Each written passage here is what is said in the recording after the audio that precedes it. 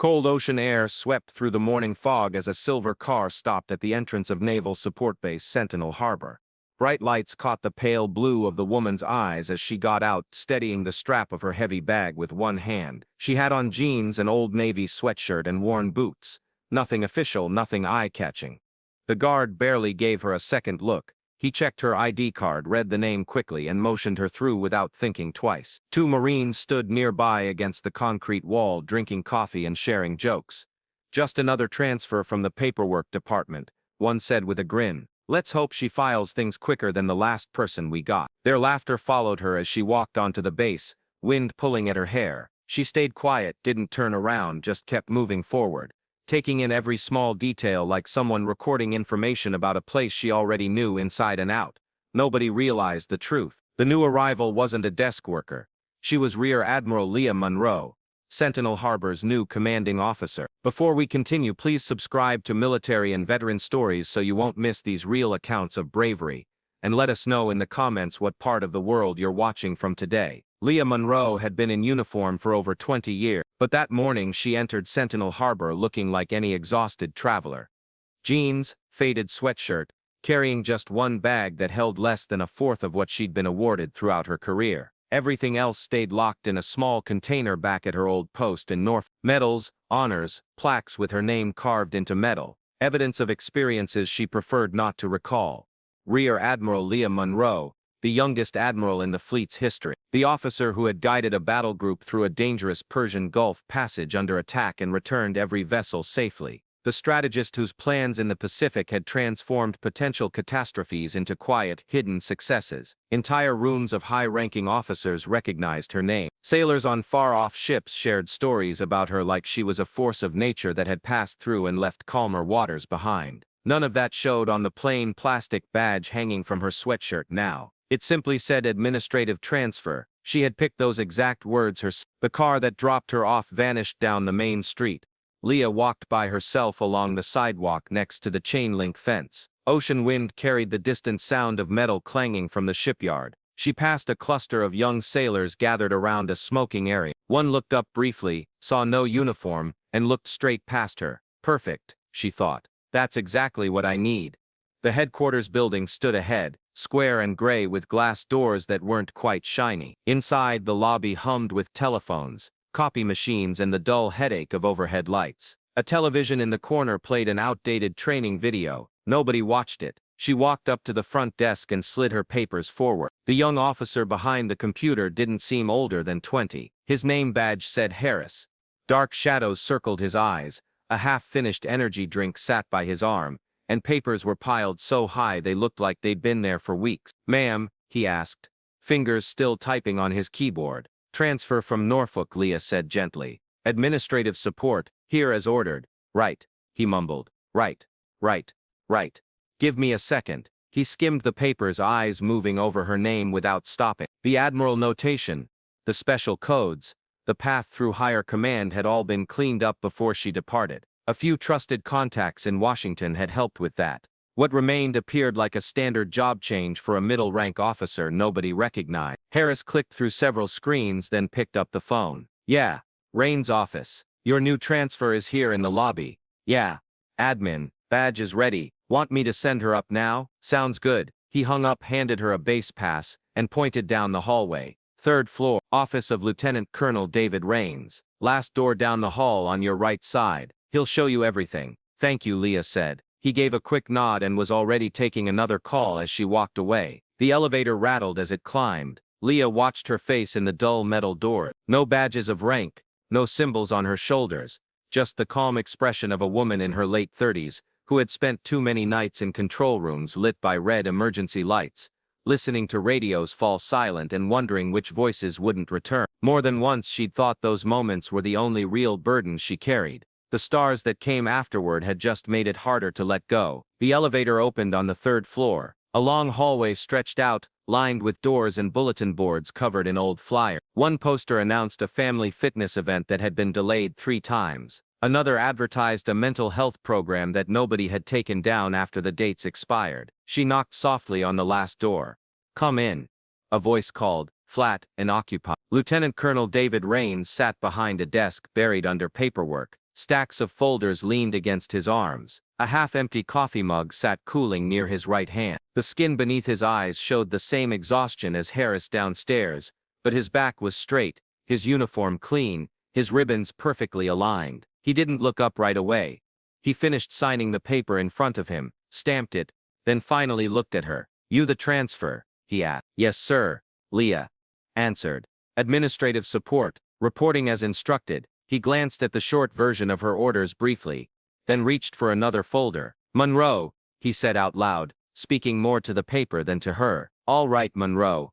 Welcome to Sentinel Harbor. You'll work in the logistics department. They're short on people more than I am. Major Holloway will supervise you directly." "Yes, sir." "You know the new ordering system?" he asked. Still not quite meeting her eyes. "I've worked with it before," she said. If he picked up on anything in her voice, he showed no reaction. "Good. It's a disaster," he muttered. "We're months behind on important supplies. The vehicle department is frustrated. Communications is barely functioning. And higher command is breathing down my neck about readiness number. You can start by not quitting in the first 30 days. Holloway is capable, but she's exhausted. She doesn't need someone else who falls apart when the paperwork gets heavy." Leah let a small, barely visible smile touch her face. "I don't give up easily, sir." This time he looked straight at her. For half a moment, something like interest flickered in his expression. It disappeared. "Logistics is down the hall, room 23, he said. "Find Major Grace Holloway. She'll handle the rest." She gave a sharp nod. It wasn't the precise, practiced admiral nod she'd used in strategy room. It was smaller, less noticeable, just enough to match the role she'd chosen. The logistics office door stood open, voices spilling into the hallway. Leah stopped just outside, listening. "I'm telling you, if we don't receive those helicopter parts this week, coal is going to explode," someone said. "He can wait in line," another voice responded. "Communications has been calling every hour. Peterson down in supply keeps promising the shipments are coming. I'll believe it when the boxes actually arrive." A short burst of laughter followed, the tired kind. Leah stepped inside. Rows of desks filled the space, each one occupied by a uniformed specialist or civilian worker, all wearing the same look of controlled stress. Computer screens glowed with spreadsheets and tracking programs. Phone lights blinked with waiting call. Boxes of unfiled documents lined the walls like barriers holding back water. At the heart of it all stood Major Grace Holloway, late, hair pulled into a bun that had seen better days, uniform pressed, but the creases under her eyes carved by too many late nights staring at numbers that wouldn't balance. She held a tablet in one hand and a folder in the other, eyes moving from one desk to the next with the focus of someone handling more tasks than gravity should allow. "Ma'am," Leah said quietly. "Administrative transfer, reporting to you." Holloway turned, scanned the orders Rains had forwarded, and breathed out. "All right, Monroe," she said. "We're happy to have you. We lost 2 staff to burnout last month, and 1 to a promotion, so consider yourself jumping straight into deep water." From a desk near the window, a sergeant leaned back in his chair and smiled. "Hope she types quicker than the last person, ma'am," he said, "or at least doesn't cry in the restroom on day 3. A few nearby workers chuckled. One shook her head, not meanly, but with the exhausted acceptance of someone who'd watched that happen too many times. Holloway shot the sergeant a look that could have stripped paint. "Sergeant Briggs, do you want to handle the incoming priority list today?" she asked. "No, ma'am," he answered quickly, turning back to his screen. Leah didn't react. Her face stayed neutral, peaceful. She'd heard much sharper words thrown across steel decks in the middle of the night. The difference was that out there, the people saying them usually understood what mattered. Here, people were bleeding frustration into jokes because nobody had taught them a better way. "You can start here," Holloway said, pointing Leah toward an empty desk. "Sign in with this temporary account until your credentials process. We'll put you on incoming requests and tracking lost shipment. If you see something that doesn't make sense, mark it. Don't assume you made the mistake. Chances are the problem started 3 months ago." "Yes, ma'am," Leah said. She set her bag down beside the chair, sat and rested her fingers lightly on the keyboard. The screen lit up, filling with rows of numbers and codes. Behind each one was a unit waiting for something they needed to complete their mission. She started working. She didn't complain, didn't try to impress anyone with stories, rank, or smart remarks. She listened. She watched how Holloway moved through the room, how Briggs grumbled under his breath when a form got rejected, How a civilian worker rubbed her forehead every time she opened an email from supply. Outside the windows, she could see the tops of construction cranes over the harbor, the shapes of ships at dock. Unused vehicles sat in a parking area near the pier, some missing tires, some with open hoods, delayed repairs, postponed maintenance, all signs of the same sickness. The base had fallen into something worse than disorder. It had fallen into accept orders delayed, then delayed again until late became standard. Vehicles parked until nobody remembered them running. Communications patched together just enough to pass checks. Morale so low that people stopped expecting improvement, and leadership so numb that they stopped noticing the expectations were gone. Leah saw it in how people sighed before making a phone call, in how they joked about the system like it was weather they couldn't control, in how nobody looked at the posters on the wall that talked about excellence and readiness. She had experienced combat losses and the burden of real command. She had watched young faces vanish from the duty roster after one terrible night at sea. She had directed ships into danger and hoped her calculations were correct. She carried those memories silently the way she carried everything else. Here, nobody saw any of that. To them she was a new person at a messy desk. Another pair of hands thrown at a problem too large for anyone to name openly. Leah preferred it this way for now. Quiet dignity suited her better than ceremony. Hidden authority gave her something metal on her collar never could. From this position, she could see the cracks exactly as they existed.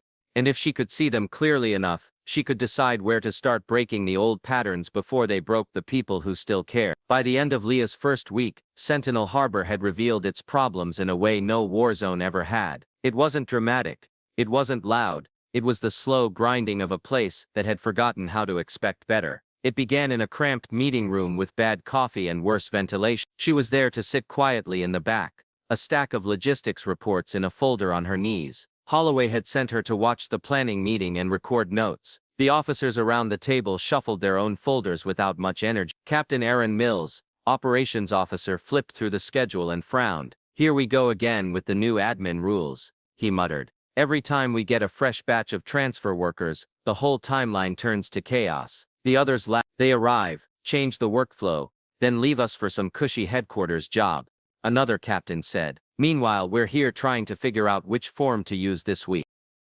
Leah sat against the wall, pen ready above her notepad, face neutral. New transfer workers. She had written the first draft of the readiness rules they were complaining about in a windowless room 3,000 miles away. She had argued for simpler language, clearer goals, fewer signatures. What had emerged after committees and revisions and compromises was heavier than she wanted, but still better than what existed before. On paper. In this room the words lived a different existence. "Look at this," Mills said, tapping a line. "New deployment readiness codes." Another brilliant idea from someone who's never had to move a unit in reality. He laughed, and several others joined automatically.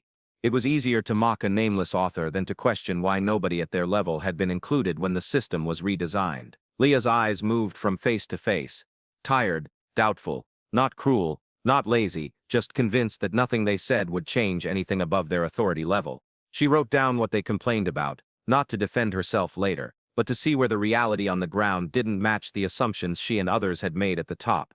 After the meeting, nobody asked her thoughts. Nobody asked her name. She left with the rest of the support staff, one more silent figure carrying a folder nobody wanted to read. The dining hall at noon was noisier, but the script barely changed. Long tables, stainless steel serving lines. The smell of coffee that had been warming too long. Leah moved through the food line with a tray in hand, listening more than she talked. At the table behind her, two lieutenants in flight suits sat with their backs to the window, voices quiet but sharp. "Have you seen the new readiness drill schedule?" one said. "Whoever created that has never tried to coordinate aircrew sleep patterns." "Yeah," the other laughed. "I'd love to meet the genius who thinks we can do all that and still hit flight hours, maintenance windows, and inspections. Must be nice to live in theory world." Leah paused, her hand hovering over the coffee pot. The printed schedule in their hands was a heavily changed version of the timeline she had once drawn on a whiteboard, trying to build something that would push readiness without breaking people. She poured herself half a cup and kept moving. They never looked up from their complaints long enough to see the woman passing 3 feet away, who had once stood in a watch center at 3 in the morning, rewriting those same schedules immediately, while destroyers moved through narrow waters. She sat alone at a table near the far wall, not isolated, just out of the flow of conversation. Fork in one hand, pen in the other, quietly building a map of a base that had more frustration than direction. It happened again at the vehicle maintenance area. Holloway had handed her a stack of request forms to get approved in person. Some were routine, some were urgent. One marked 3 times in red was for parts that would put 3 critical vehicles back in service. Take these down to the motor pool and see if you can get someone to approve them, Holloway had said. If anyone argues, smile and wait them out. The motor pool smelled like oil, hot rubber and old exhaust. Rows of vehicles lined the work area. Some lifted on platforms, others taken apart with their pieces laid out like organs on metal tables. Staff Sergeant Riley Cole stood in the middle of it all, clipboard in one hand. Grease streaked down his forearm. He shouted instructions to his team with sharp efficiency. Leah waited until he finished correcting a private for using the wrong tool setting before she stepped forward. Staff Sergeant Cole, she asked. He looked down at her badge, then at the forms in her hand. Let me guess, he said. More promises from logistics that the parts are definitely absolutely arriving this time. Requests to confirm, Leah answered calmly. If we get these approved today, we can move them up the chain quicker. He took the forms, looked at the numbers and made a disgusted sound. I'm not signing this, he said. You desk workers have no clue what it means when these vehicles sit. You want me to verify that we're fine with parts we don't have so somebody higher up can check a box and call it finished. He pushed the clipboard back at her. You look new, he added. Here's advice. Don't touch fleet vehicles with your paperwork unless you understand what happens when they don't move. Beginners shouldn't be the ones closing these requests. There were a few smirks from nearby mechanics, the kind that said they'd wanted to say the same thing for weeks. Leah didn't let her face change. I understand the concern, Staff Sergeant, she said. I'm not asking you to verify anything false.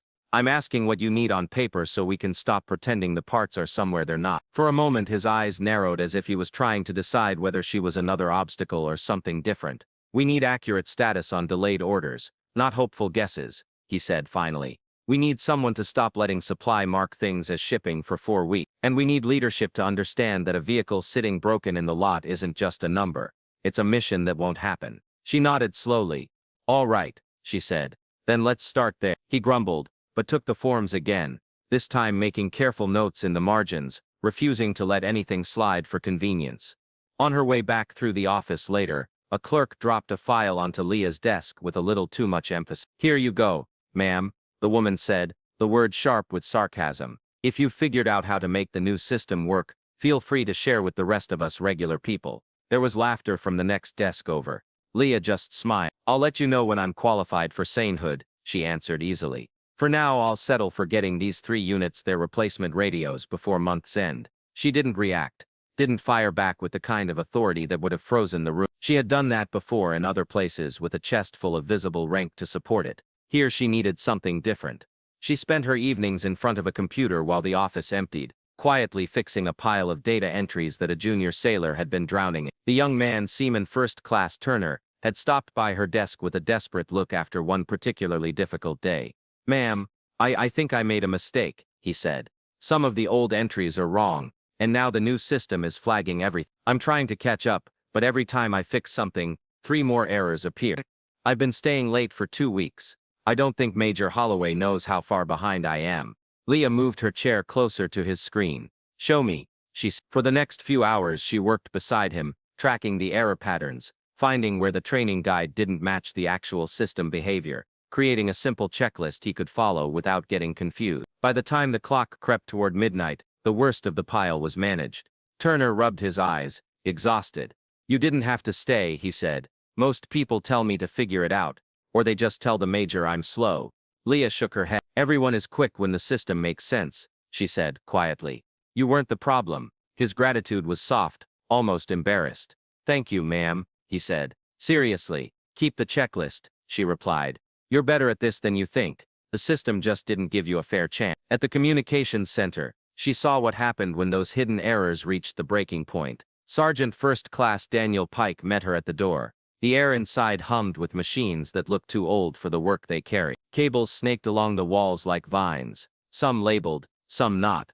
You from logistics? Pike asked. Yes, Leah said. I'm trying to understand what we're breaking on your end. He laughed sharply. Where do you want to start? He replied.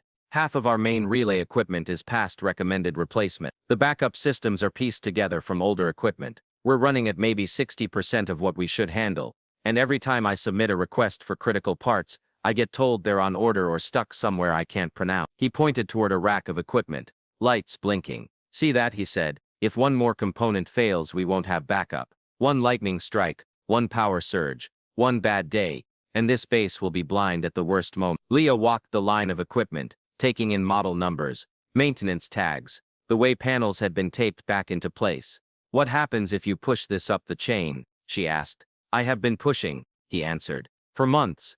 It disappears in a queue somewhere. Somebody marks it as received or says we're not in the highest risk category, so we get bumped down. On paper we're stable. In reality we're one thunderstorm away from disaster. She didn't make promises. She didn't reveal authority. She hadn't disclosed yet. She just asked one more question. What do you need most urgently? She said. He listed part numbers. She wrote them down, not as a logistics clerk covering her own checklist, but as someone quietly assembling a picture of where one base might fail the moment the seas turned rough. Word started spreading slowly that the new person in logistics didn't dismiss complaints, that she knew which questions to ask, that she stayed late and listened long after she could have gone home. The attitude around her shifted gradually. In the early days when she walked into a room, the first reaction had been laughter and gossip, ridicule for the faceless authorities ruining everyone's life with new forms and requirements. Later, when she passed through the motor pool or communications center, conversations paused for a moment instead of growing louder.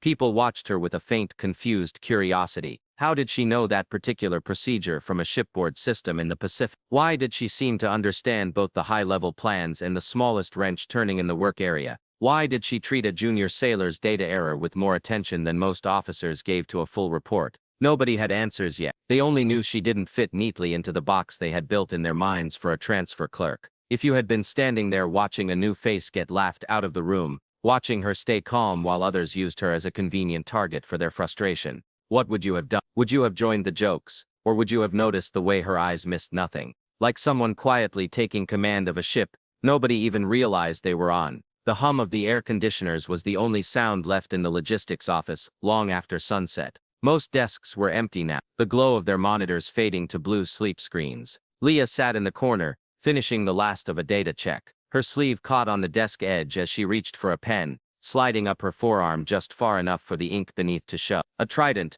faded and simple, the outline of the old Pacific Fleet Command Group. No color, no decoration, just the quiet mark of someone who had earned it decades ago. The logistics tech beside her, Petty Officer Moore, caught the glimpse and froze mid-sentence. Ma'am, where'd you get that? He asked, eyes wide. Leah glanced down, then pulled her sleeve back over it. Her voice was light, calm. Old mistake, she said. Kept it to remember. He laughed softly, uncertain. You must have been pretty deep Navy to have one of those. Leah just smiled, a small curve of her lips that didn't invite more questions. The next day in the break room, two sailors debated which Japanese port city had the best ramen. One of them turned to Leah as she poured her coffee. You ever been out that way? Without thinking, she answered in fluent Japanese, the rhythm precise, effortless. Both men blinked. The older of the two tilted his head. You sound like one of the locals. Were you stationed in Yokosuka or something? She stirred her coffee and said quietly, once upon a time. Then she walked out, leaving them staring after her. That night the base grew silent except for the low whine of wind coming off the sea. Leah pulled her jacket tighter and walked the outer edge near the flight line. The runway glistened under security lights scattered with parked aircraft, like sleeping giants. A young sergeant stepped from the guard post, flashlight cutting across her path. Ma'am, hold up. You're not cleared for the line this late. She handed him her ID badge without hesitation. He frowned, scanning it. Administrative transfer, huh? Rules say no unauthorized personnel past 2300. Leah's voice stayed even. Section 7, Paragraph 2. Security Operations Manual. Late night inspection exceptions applied to command-designated observer. The sergeant blinked, lowering his flashlight. You know that by memory. Rules are only useful if you remember them, she said softly. He cleared his throat, straightening unconsciously. Understood, ma'am. Continue. When she turned away, the beam of his flashlight wavered slightly. He watched her walk the length of the flight line, each step calm and deliberate, the Atlantic wind pulling at her hair. Rumors started circulating by morning. The new logistics transfer had a tattoo you only saw on officers who'd commanded ships. She spoke Japanese like she'd lived. She quoted base security rules faster than a chief with 30 years, and nobody could quite figure out how she knew so much,